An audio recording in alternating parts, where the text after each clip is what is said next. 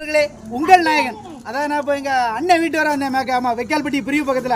அப்போ தான் நம்முடைய திப்பினாட்சிபுரத்தை சேர்ந்த ஜெகன் காய்கறி வியாபாரி, நடமாடும் காய்கறி வண்டி. ஆமாம், எப்படி இல்லம் தேடி மருத்துவம், நடமாடும் மருத்துவம் அப்படிங்கிற மாதிரி இந்த பாருங்க, நடமாடும் காய்கறி வண்டி. வாமாங்க முன்னாடி வந்து காமி. காய்கறிலாம் ஃப்ரெஷ்ஷான காய்கறி தான் எல்லாமே. ஆமாங்க, பார்த்துங்க. வெண்டைங்காவெல்லாம் லேடிஸ் என்ன பண்ண வந்துருமா, எப்படி ஒடிச்சு பார்த்து வாங்குவாங்க, பிஞ்சாங்குது. அப்படி கிடையாது, வெண்டைங்காவை பிடிச்சு பார்த்தாலே தெரிஞ்சிடாது பிஞ்சாங்குது. சரியா? இனிமேல் தெரியாத தெரிஞ்சுடுங்க காய்கறி வாங்கும் போது. அது மாதிரி பாகற்காய், கத்தரிக்காய், எல்லா வகையான காய்கறி, கேரட்டு, இங்கே பாருங்க, காலிஃப்ளவரு, சுரைக்காய், தக்காளி பழம், எல்லா வகையான காய்கறிகளும் இருக்குது. கிட்டத்தட்ட அண்ணாச்சி வந்து 22 வருஷமா, ஜெகனண்ணாச்சி காயமா.